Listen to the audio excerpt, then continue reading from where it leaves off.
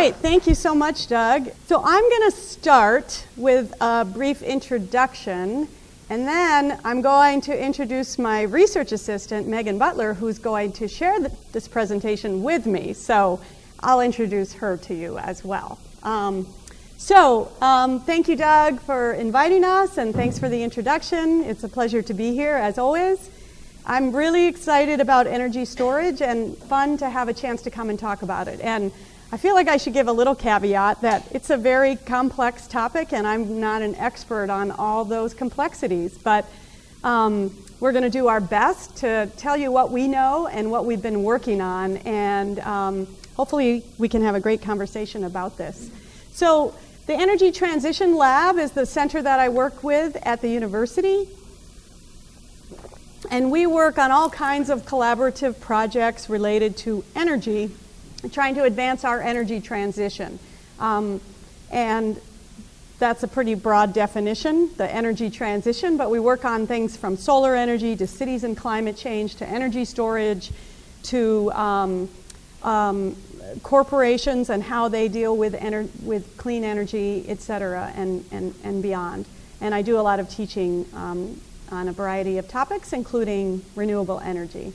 So the energy storage effort is something that we've embarked on in the last year, and it's been really pretty exciting. So last summer, the Energy Transition Lab organized an energy storage summit, and to my knowledge, that was the first meeting of its kind in Minnesota to really cover the landscape of what's going on in energy storage in Minnesota and what the opportunities are, and with a little taste of what's going on nationally. So we had this event at the University of Minnesota Law School. We had about 200 people in attendance, about half from the private sector, and a number of people from renewable energy industries, as well as policymakers, government, NGOs, et cetera, and many university participants. And it was really an exciting event. And at the end of the day, we polled everyone using some real-time polling technology, and you'll hear more about that at the end of the day. But what we all agreed, pretty much everyone in the room agreed, that we need to work to try to accelerate energy storage in Minnesota for a lot of reasons. So we'll tell you more about that. This organization that we're forming, we call the Minnesota Energy Storage Collaborative, and we have about 100 people in our network right now that are interested in participating in various activities relating to research, demonstration projects, policy, market rules, technology development, et cetera. So we cover the landscape of energy storage, and what we're trying to do is really convene people and try to bring synergies together so that we can move things forward in partnership with a lot of different stakeholders. So we've created a steering committee formed of a variety of stakeholders. We'll talk at the very end about how you can be involved if you'd like to participate in the work that we're doing. And we hope that later this year we'll have another big public event and some sort of, whether summit round 2 or some other kind of educational event. So stay tuned, and you can always check the Energy Transition Lab website. We still have a slide on today. Okay, so our presentation tonight, we're going to talk a little bit about, as I said, what we do at the Energy Transition Lab very briefly, and the collaborative overview, energy storage technologies and applications, and that Megan will cover. And then I'll talk more about the uses and applications of storage, and policy, technology, regulatory, and market drivers, barriers and opportunities for storage, and what's next. So with that, I'd like to now turn it over to Megan Butler, and I want to introduce Megan. She has been a fantastic research assistant working for the Energy Transition Lab. She's now a PhD student, working towards her PhD degree in natural resources management, and has been working for us for almost a year now, and was one of the instrumental people who helped to organize the Energy Storage Summit. And I should mention my grad students helped me put together this really great kind of summary, introductory summary we call Energy Storage 101, which I have some copies of, which you can look at afterwards. Don't read it now, read it after, please. And it's also on our website. And I also have to, while I'm introducing Megan. And one more thing I want to say about her is that she's done a lot of interesting things in her life, including serving in the Peace Corps in Central America, and she speaks fluent Spanish. So she's got a lot of amazing capabilities. Don, wave your hand back there. So Don Jarofsky has also been one of our research assistants at the Energy Transition Lab. He's a master's degree student at the Humphrey Institute and helped organize the Energy Storage Summit as well. So I'm going to turn it over to Megan, and then I'll be back soon. So I'm going to give an overview of kind of what exists in terms of energy storage technologies, or basically technologies that are used to capture the energy produced at one time and then use it at a completely different time. Before going into this, Ellen's going to talk about kind of the applications, but the main reasons why we would use this kind of technology is that the demand for energy isn't consistent all the time. For example, in my household, we use a lot more energy at 6 p.m. when we're cooking and home from work and watching TV than we use at 6 a.m. when we're asleep. There's also different supplies of energy as well. So we like to store it when we need it, and then use it when we need it. And energy storage, when people think of energy storage, they often think of batteries, but it's way more than batteries. There's a lot of different energy storage technologies that have a lot of different advantages and disadvantages, and therefore a lot of different uses, as you can see from the image on the board. And today I'm just going to go over 4 different families of energy storage: chemical, thermal, mechanical, and electrical.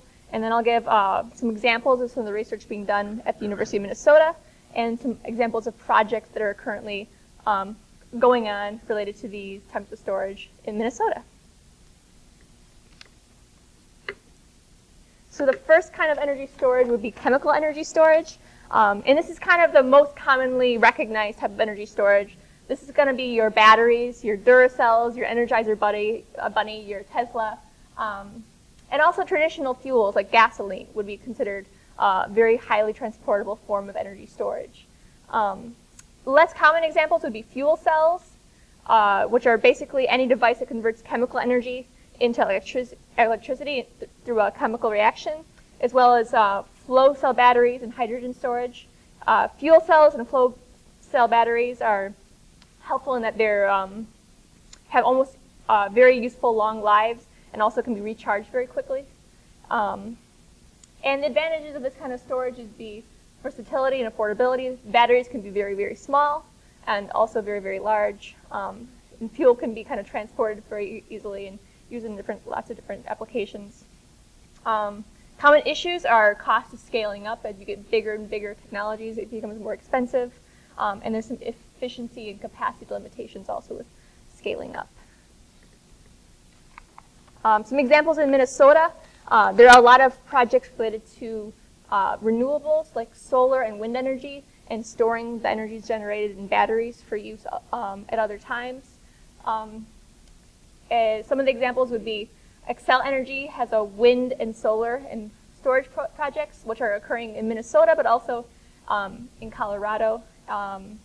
Wright Hennepin Solar Community, Shakopee Public Utilities Environmental Learning Center, and Austin Utilities also have solar and storage projects, which basically when sun is shining, it stores the energy in a battery and then it can be used at another time. And then there's also the National Rural Electric Cooperative Association has several different projects throughout the state related to solar energy and storage.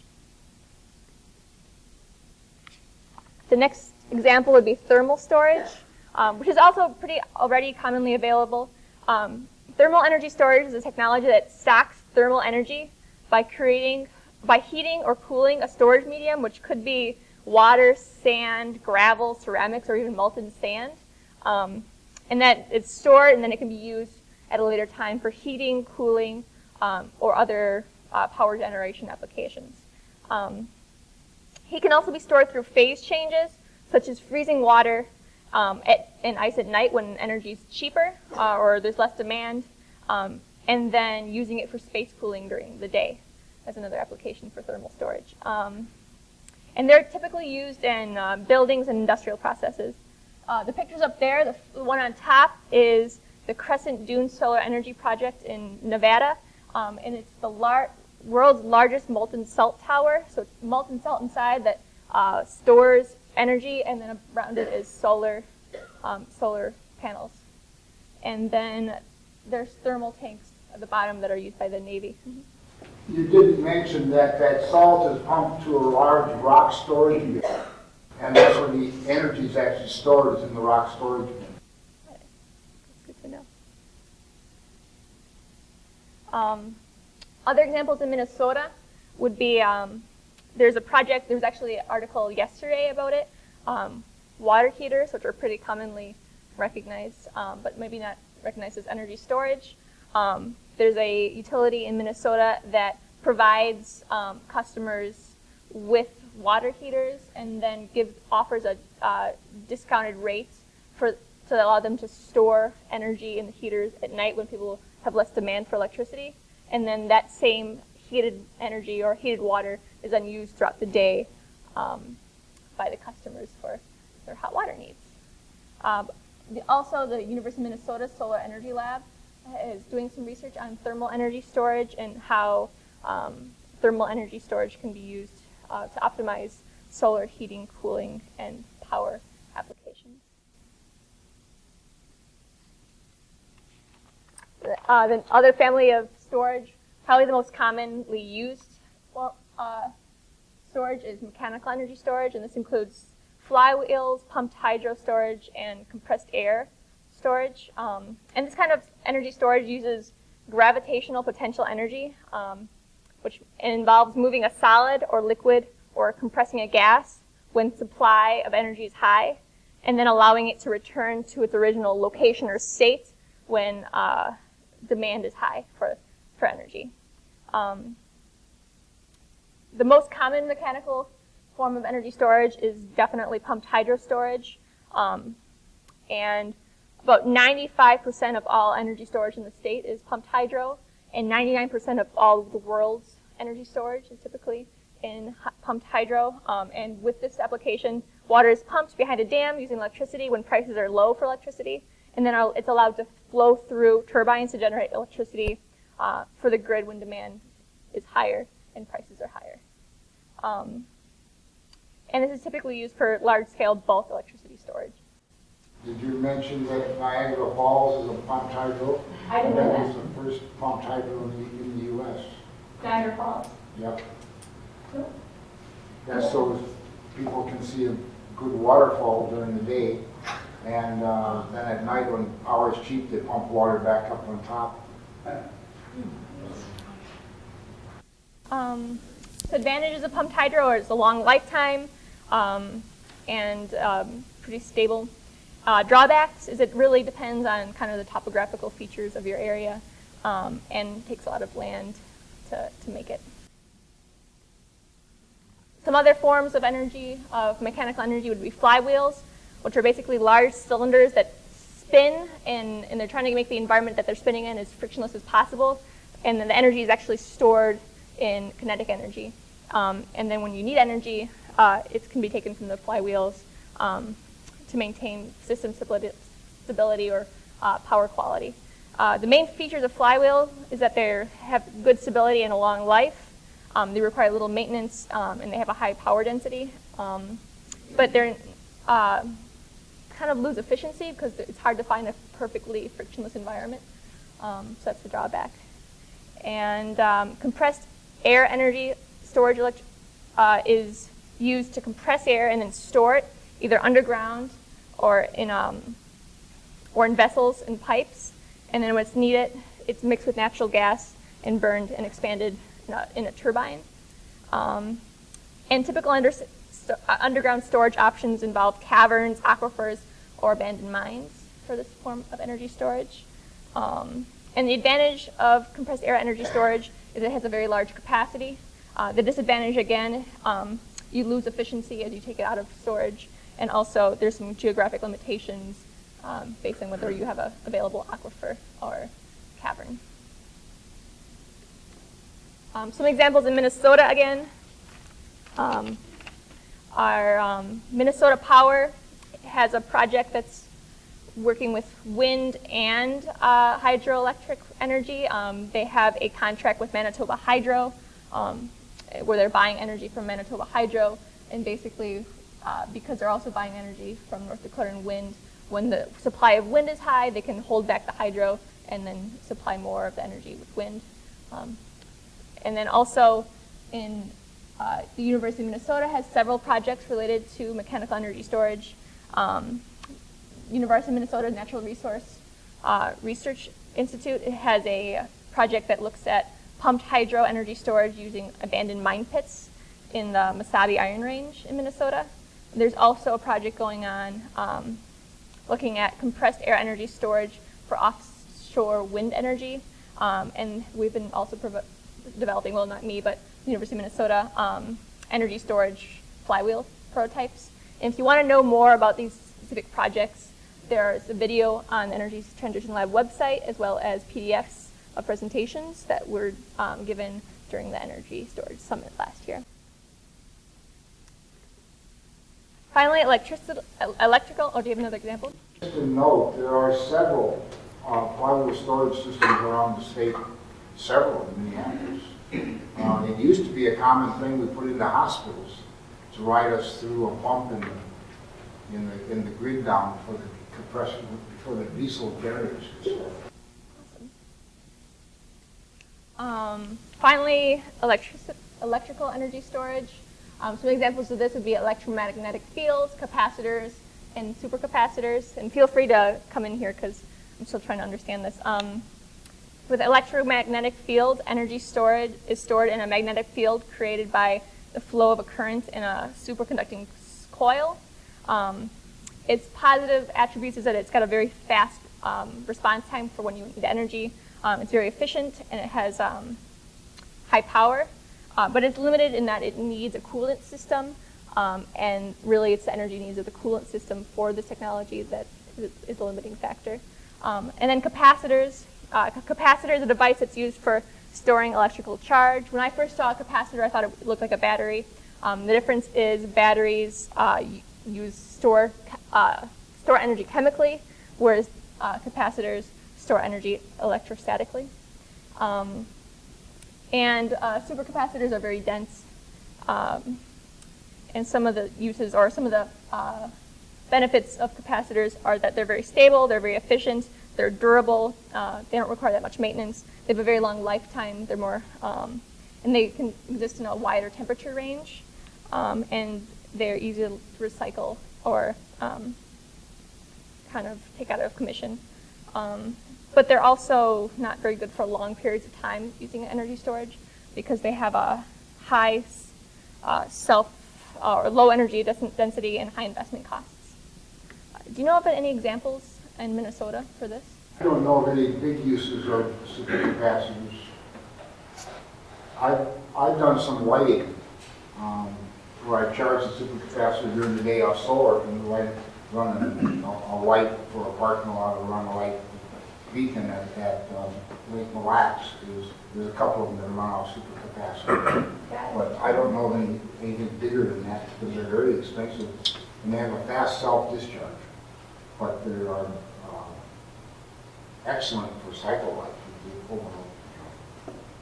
I've been reading on it, and it seems like supercapacitors would be a better application for a high amount of energy in a short period of time, which batteries aren't as good at. Batteries would work better for a longer discharge time.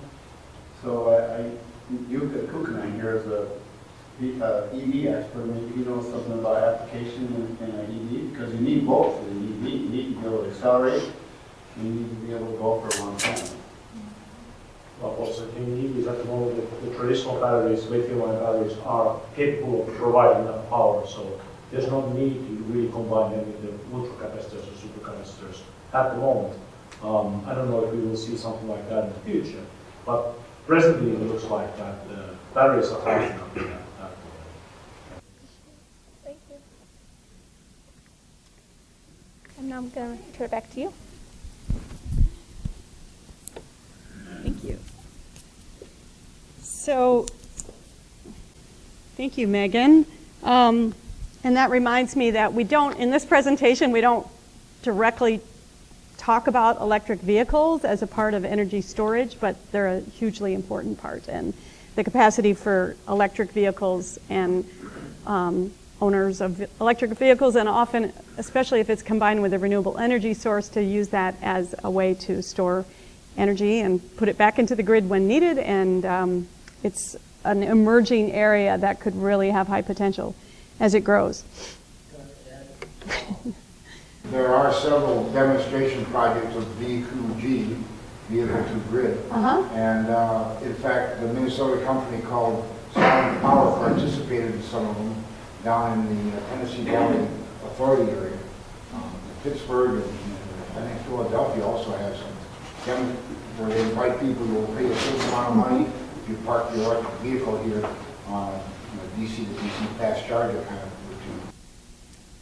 Yeah, I think that's an emerging area that allows lots of people to participate in the future, to really be able to use that as an effective tool to help manage electricity in the grid or in your own home, your own personal usage. So I want to talk about some of the uses for energy storage, because it's fascinating to me how many different ways you can use energy storage to perform things that are beneficial to the energy system, whether it's at the customer level, the distribution level, the utility level, the regional grid level. There's a lot of different applications. So energy storage has been called the Swiss Army knife of energy systems because it's so versatile and has so many different applications. So some of my favorites that I wanted to point out are ones that I think are particularly significant. I list here.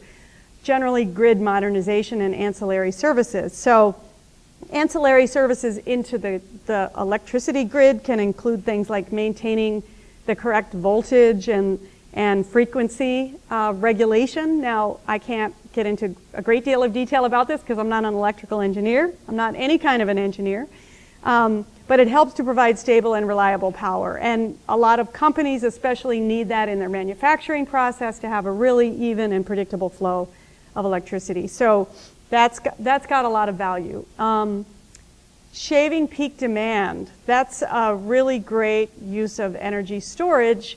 So I'm sure a lot of you know, I mean, if you look at the use of electricity, there's peaks and valleys, and Megan talked about that in her own home. That when everybody gets home from work, there's a big peak on hot summer days when air conditioning is running at its highest level and it's the hottest few days of the year. We have a big energy peak. And so there's peaks that happen every day, and then there's more periodic peaks over the year. A lot of customers, especially business customers, pay demand charges. Not so much with residential customers in Minnesota, but in other parts of the country, more people pay demand charges. And a demand charge is based on, the highest amount of electricity you might use at any moment during the month, for example. And so if you can reduce that peak amount, you can reduce the cost of your electricity. On the bigger scale, if you can start to shave off the need for that big annual peak on our energy system, not on your own usage, but the whole system, think about the fact that on those hot summer days when we're using more electricity than any other time of the year, we have whole power plants that are built just to serve that need.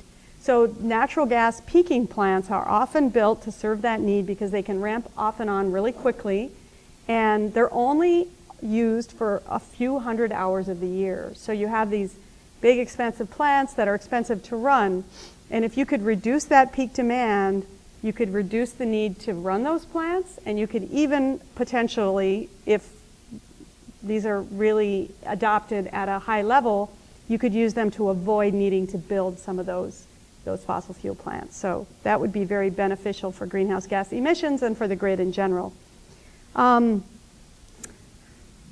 Deferring or avoiding infrastructure investment. We're going to talk in a minute about a Department of Commerce study that was done about this in Minnesota, but just for example, where you have a distribution location on the grid where it's starting to get too much load on it and it's growing, the demand for electricity is growing at that one location, and the utility might need to come in and upgrade the infrastructure, you can use storage as a way to defer that needed investment in infrastructure, and in some cases that could save money. Integrating high levels of renewable energy. So some people think that you have to have storage to have renewable energy. Now, that's not really true right now. We have already about 20% renewable energy in our electricity grid in Minnesota, and we're doing that with very, very little storage involved. And we had a study done at the state level by the smartest engineers on this topic, the MRIT study, that showed that we can integrate at least 40% renewable energy into our electricity grid and up to 50% using current technology. So when you talk about the need for storage with renewable energy, that you're really talking about getting to very high levels of renewable energy. Once we get to levels like 60%, 70%, 80%, or 100% renewable energy, which I hope to see in my lifetime in some places, maybe in Minnesota, then having energy storage would be really helpful to try to level out the variability between different renewable energy sources. There's lots of other ways to level out and manage that variability, and our electrical utility engineers have learned an enormous amount in the last 15 years since we've ramped up our renewable energy production. But it will be very valuable in getting to very high levels of renewable energy. Obviously, storage can also be used for resiliency, backup power, energy independence. If you want to go off the grid and you have solar panels or a small turbine, wind turbine or geothermal system, if you have storage, you can integrate all these systems more easily because it can sort of match up what your gaps are and sort of smooth out your energy production over time. So it also can provide backups for critical infrastructure. Lots of, Daryl mentioned hospitals. I think, did you mention a hospital? Yeah, and hospitals and other kinds of facilities, water supply, infrastructure, they often have backup power. They have to have that so that they can take care of their patients, or they can make sure the water supply is available even in the case of a big blackout or other kind of disruption, extreme weather events. And a lot of those backup systems involve diesel generators or other kinds of fossil fuel burning kinds of generators. And so storage could be used in a way to provide that backup, but also do it in a way that is cleaner and reduces greenhouse gas emissions if you pair it with the right energy sources. So those are some of the big opportunities related to energy storage. I have some more notes about some other ideas I didn't even mention. It's hard for big, I'll mention a couple more. For big power plants, existing power plants, they have to do a lot of cycling, and that's hard on the infrastructure. It's hard on the machinery when they have to ramp up and down. And so cycling their machinery or ramping it, again, can be smoothed out with the use of energy storage. So you can use storage potentially to try to make existing power plants more efficient, have lower O&M costs, and last longer or be used less. So again, it can be part of a solution to a clean power plant kind of solution to try to reduce carbon emissions from our existing power plants. What else do I have on my list? So I'm going to jump ahead. There's a lot of other studies and experts who have talked about applications of storage, so I'm just going to go through a few more of those other ones. And this is a report you might want to look up. This is from the Rocky Mountain Institute in Colorado, and they put together a study that showed that battery storage can provide up to 13 different services to these different levels at these different scales in our energy system, and they all have value. So this study really analyzes the value of these different services that energy storage can provide. I'm not going to go into detail, just look it up, Rocky Mountain Institute. It's a free report on their website. This is a slide that came from our Energy Storage Summit as well. This is presented by Stratagene, which is a California-based consulting firm. Janice Lin, who's the principal of that firm, was our keynote speaker at the Energy Storage Summit, and she's really responsible for helping to organize California's leadership activity on energy storage. So this is her document that really lays out some of the benefits of energy storage at different scales. At the customer scale, utility, system operator, meaning MISO and the regional grid operator, and for society. If done right, we can use storage to support more renewable energy, fewer emissions, a healthier climate, and more jobs. And this covers a number of the applications we've already mentioned. And finally, I have a chart from a utility company talking about the benefits to electric utilities of energy storage on their own systems. And Daryl, what is dynamic VAR support? A grid will get the volts and the current out of phase, and you can correct that. We do it with inverters. You can correct that phase. If the current is out of phase with the voltage, you end up with increased line losses. So it's volt amps reactive support, and you reduce the line losses and the amount of power that has to be generated and increase the efficiency of the whole grid. You can do active VAR support. That's excellent. That's way better than I could have explained. Improve service reliability, firming and shifting renewables. We've talked about those. Distribution capital deferral. We talked about that a bit. And then that's at the distribution level, and in the generation value, energy arbitrage. So just shifting when you have excess electricity and buying low, selling high, or vice versa. Yeah, Jan. If you don't mind, I want to add something to what Daryl said about VARs. On people's bills, especially commercial customers, when they get a lot of, say, voltage and current out of phase because they have a lot of motors or something like that in their building, they have to pay what's called, they call on the bill a power factor, which is how they measure this. And that could be a significant cost. There gets to be quite a bit of power factor losses on there, so actually not only on the grid, but also on people's bills. You can save money and you can compensate for that, I have to say. So you're getting to hear more and more a theme that I'm gonna talk about a little more detail, that there's a lot of benefits of storage.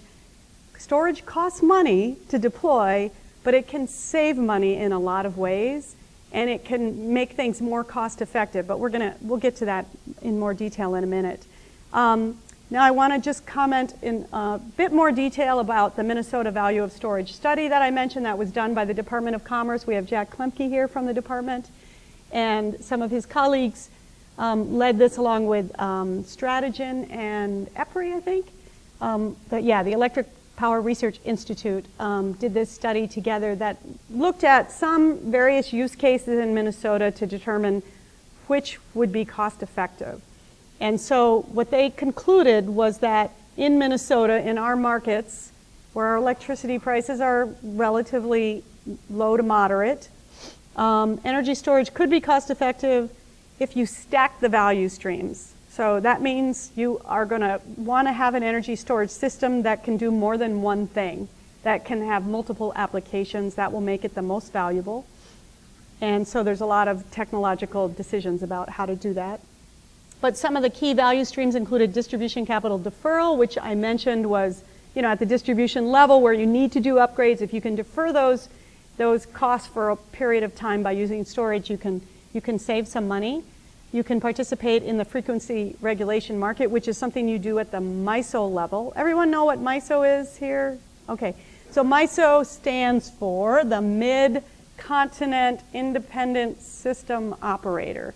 And it's covers, I believe, 13 states and Manitoba. The whole country's divided up, and our region goes from Manitoba all the way down to New Orleans and a little bit of Texas, I think. And our region has a grid operator, and basically their job is to manage the market, buying and selling at the wholesale level of electricity.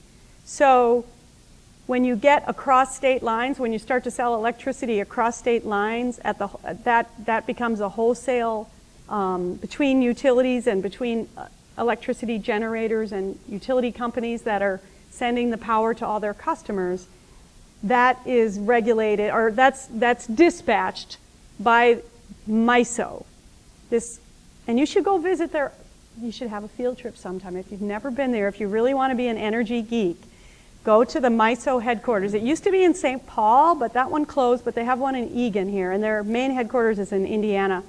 But if you go to their building and you can see what they're doing, they have this big, gigantic screen on the wall that shows in real time, in bright lights, all the different electric wires and connections all across the region, and what the cost is in all these different locations right now for electricity being bid into the market.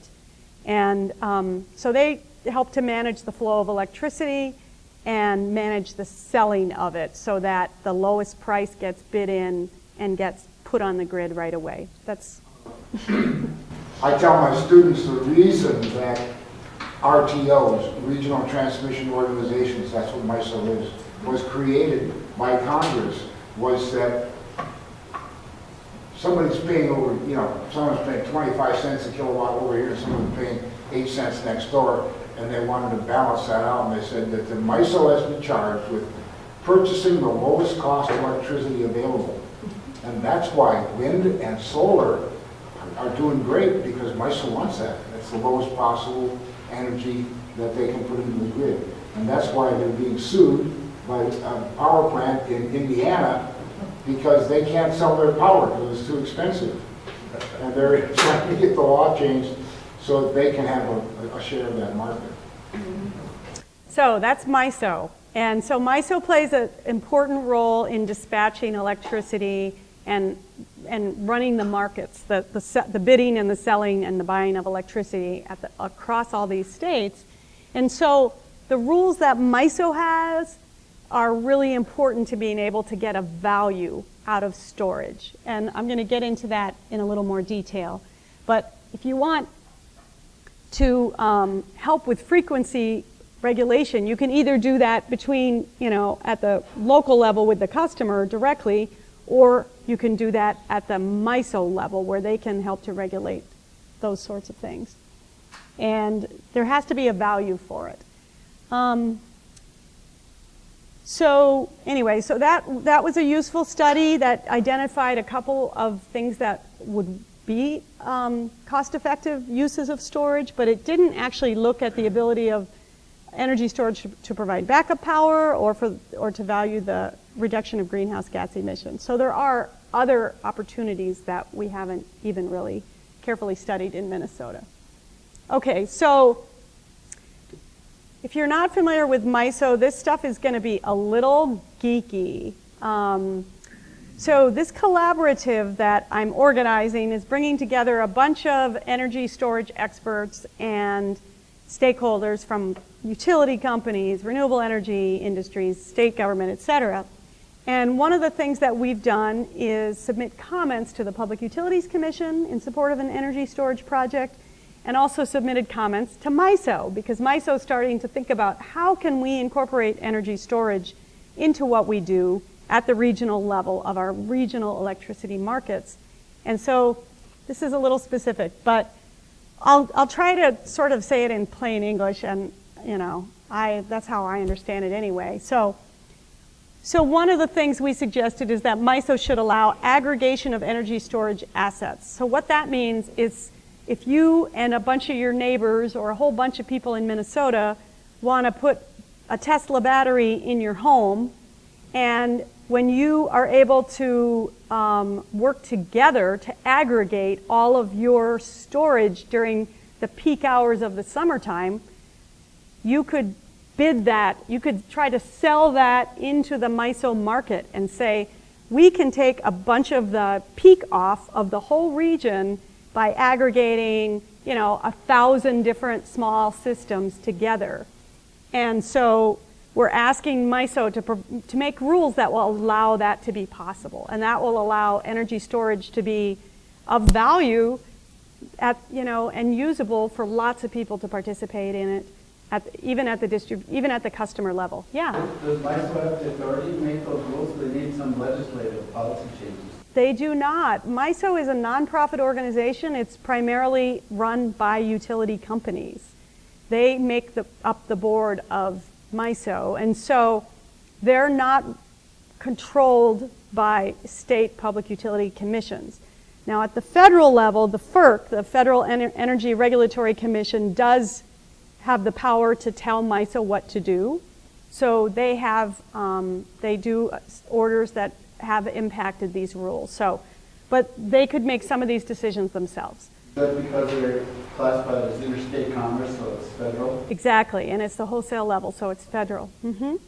And so along the same lines of what I was just talking about at the second bullet, if they reduce the minimum megawatt threshold for market participation, and right now to be able to sell a service into MISO, like we were talking about, like if you aggregate a whole bunch of energy storage where you're holding back demand that's going to shave off peak, you can only do that, oh, now I can't remember, what is it, 500 kilowatts, which is half a megawatt? 5 megawatts. It's 5 megawatts is the threshold. That is a lot.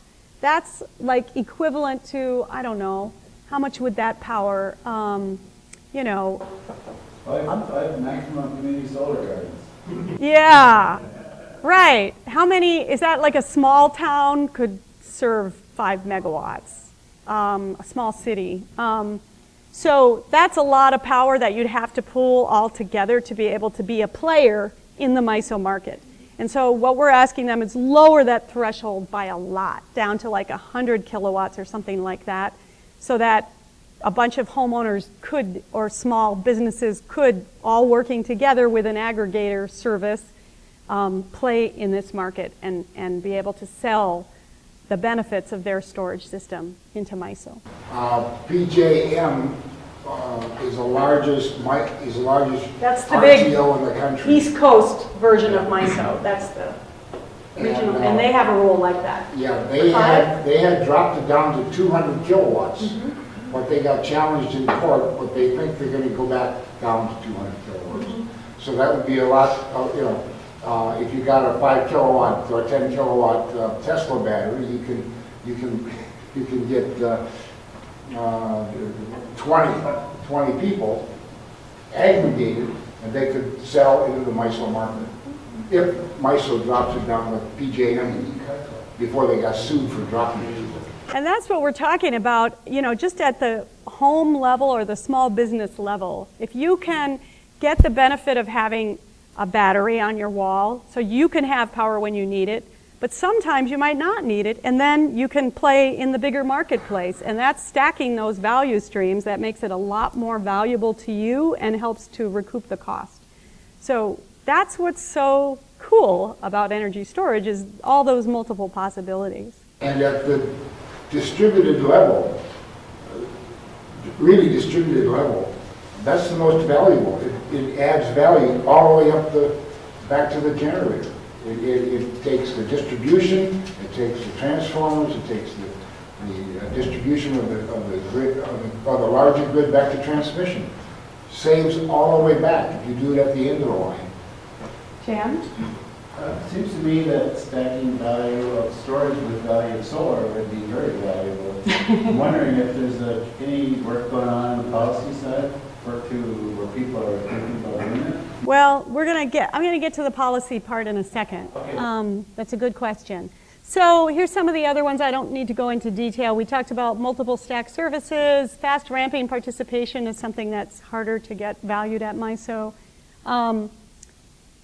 MISO should develop specific simplified interconnection rules for energy storage. This was part of our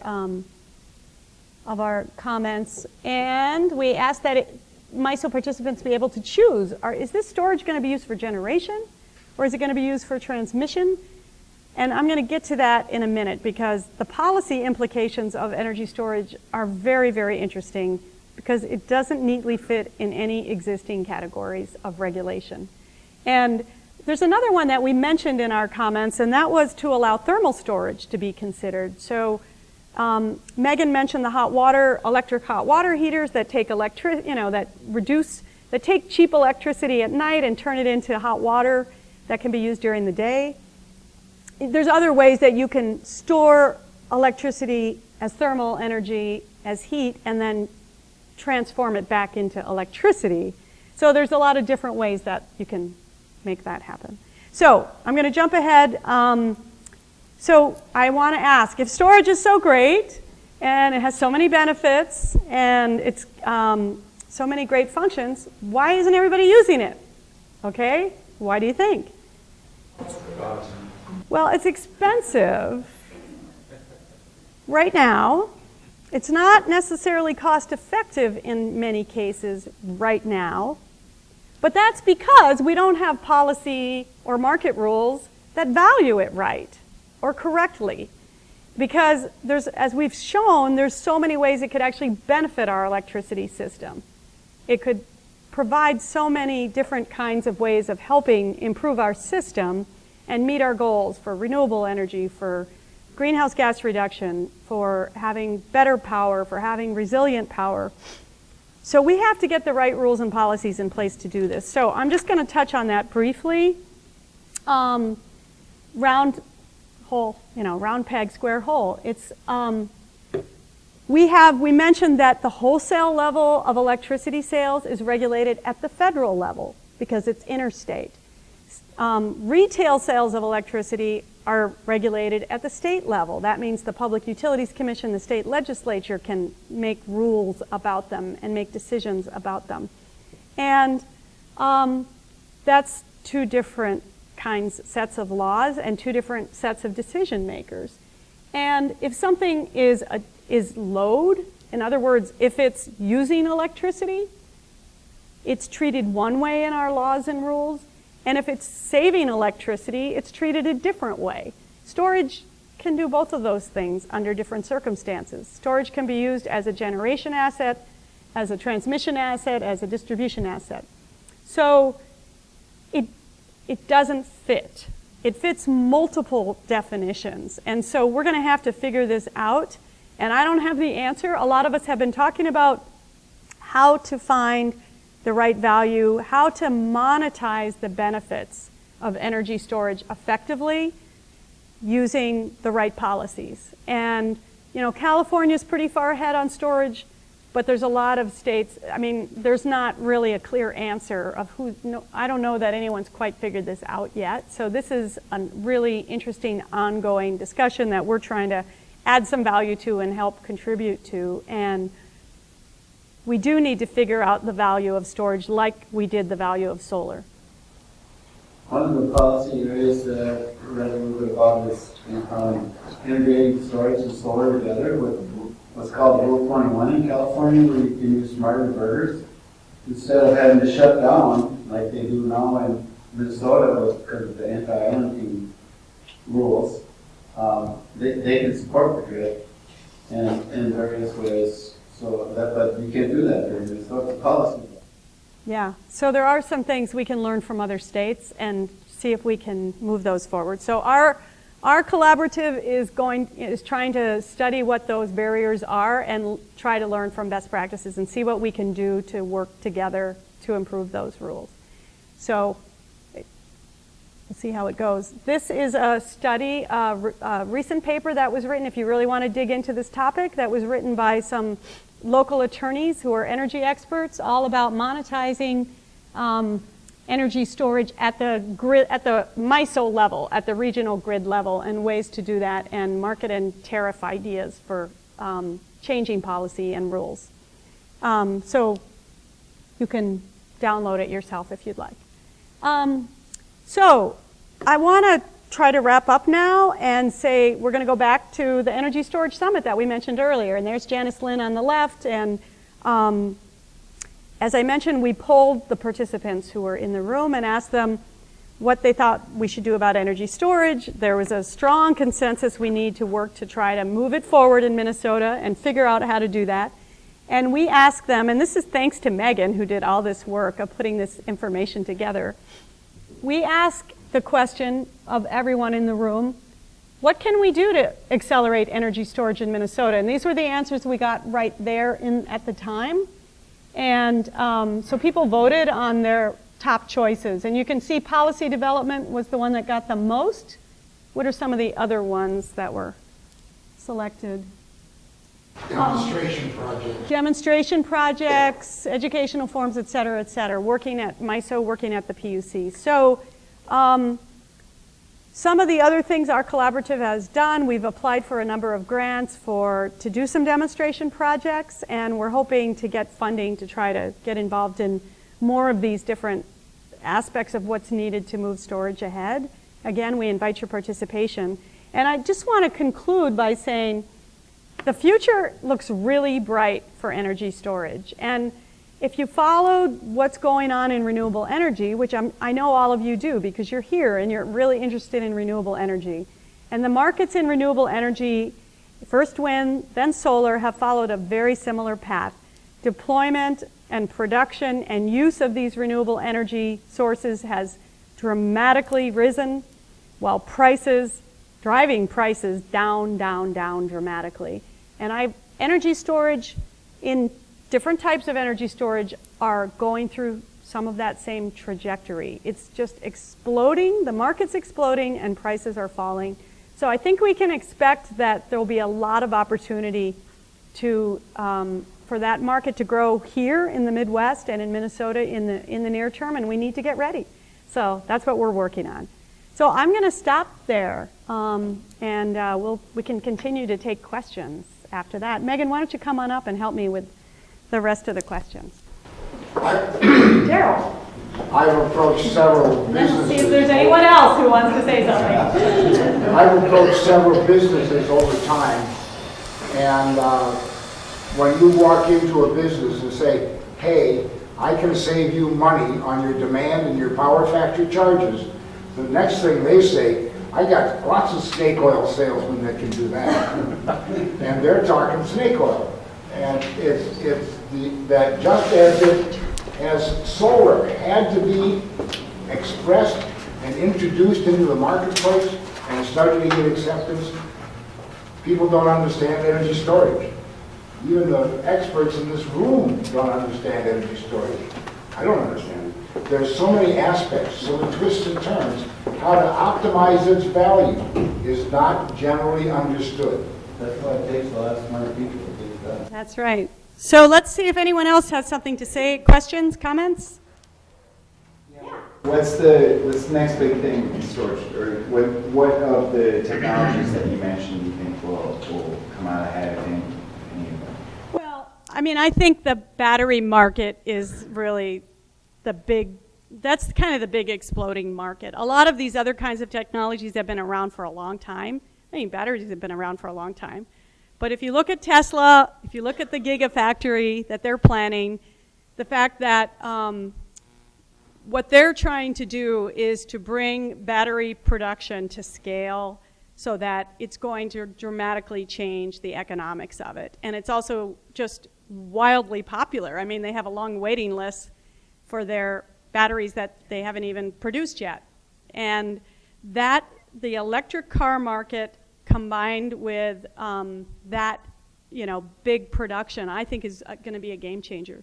You can comment on this. One example of that, what I'm, for example, doing myself, and what we are going to be doing this year in my garage, is that I have at the moment one electric car. I'll be adding a second one into our fleet. I have a 3 kilowatt of solar at the moment. I'll be adding 6.5 on our garage roof. Then I'll add the Tesla battery there. I'm already at time of use rate structure. So then when you combine all of these and put the whole control together, then you can figure out what's the best way for me to make sure that during the on-peak time, I won't be pulling anything from the grid.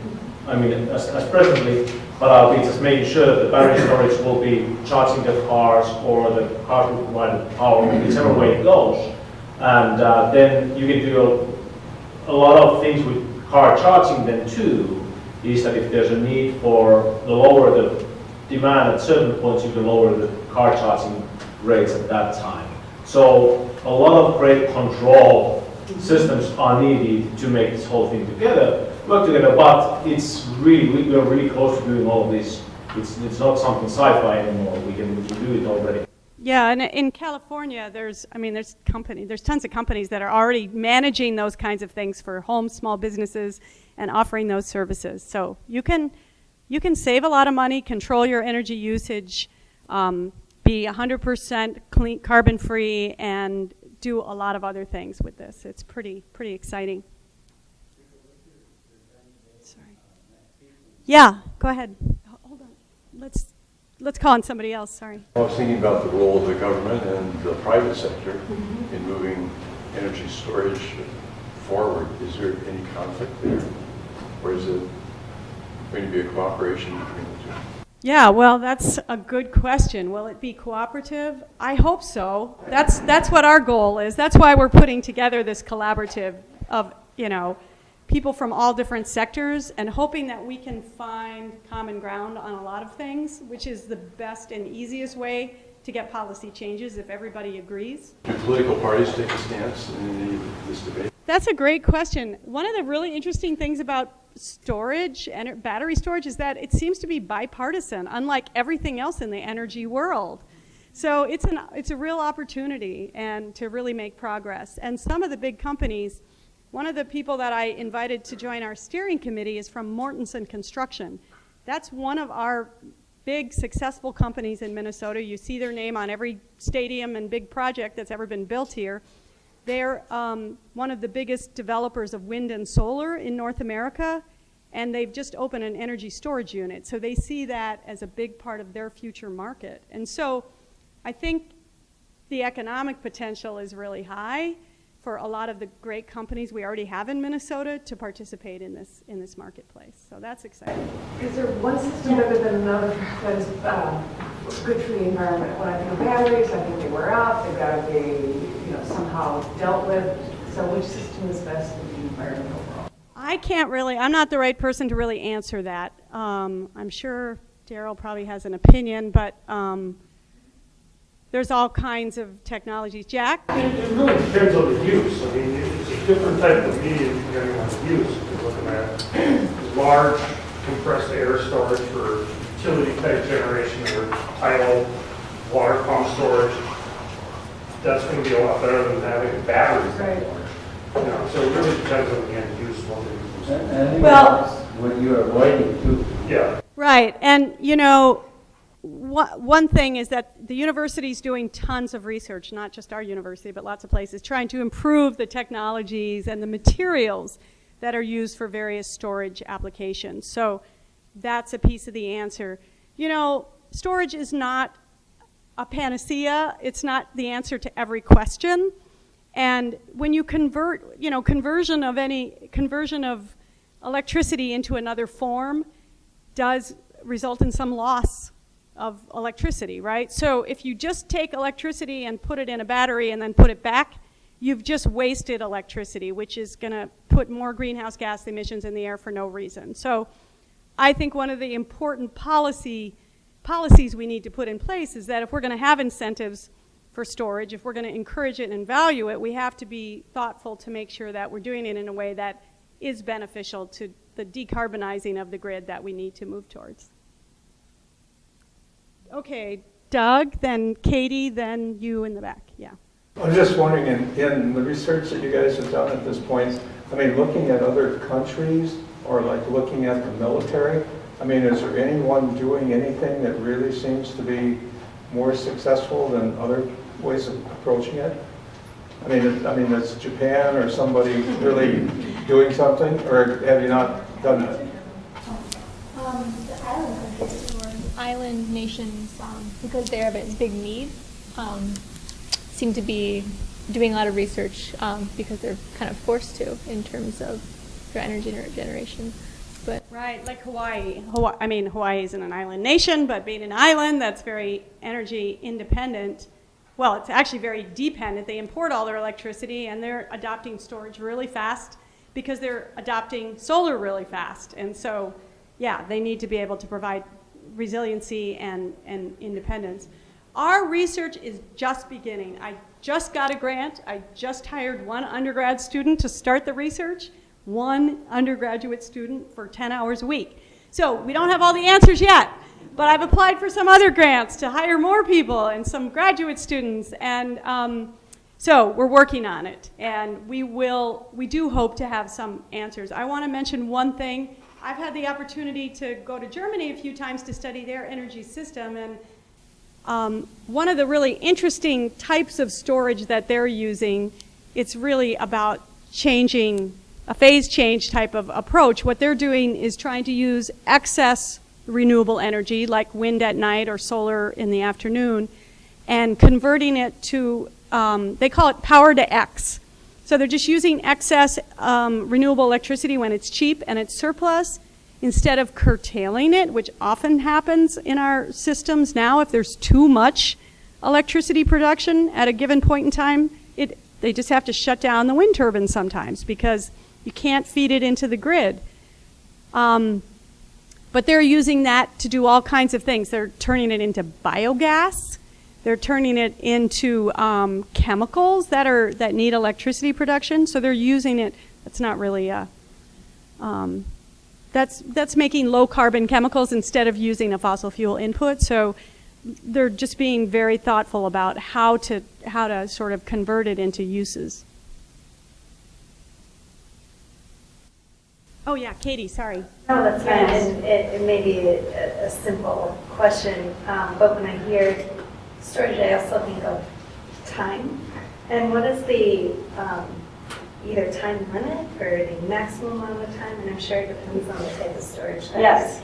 There's a huge range. Some are can store longer, some can store shorter, but can ramp up and down really quickly. And so there's a huge range. And it depends on the type. Can I just add to that answer? Take something like a flow battery, and the early flow batteries were all using a 10-to-1 ratio. It would take 10 hours to get all the energy stored in the flow battery out to the grid. So it's a 10-hour battery. They find a bigger market for a 4-hour battery, so most of those are converting. The newer ones are coming out as a 4-hour discharge. A Tesla battery is a half-hour battery. You can pull all the energy out in half an hour. So if you have a case of she mentioned combustion turbines that are peaking plants. They run at 10% efficiency, by the way. A gas-fired peaking plant is dirtier than a coal-fired plant. Anyway, you fire that up, it usually called a hot start. You can't do it much faster than 5 minutes, and you better have 20 minutes. During that period, a battery can respond almost instantly and put power to the grid. So a battery backs up that, and in fact, if you know enough about that peak that's coming, you could not use the combustion turbine at all. And a CC combined cycle combustion turbine is a longer start, a half hour to an hour. So, you know, if you need power in a hurry, a battery's got it.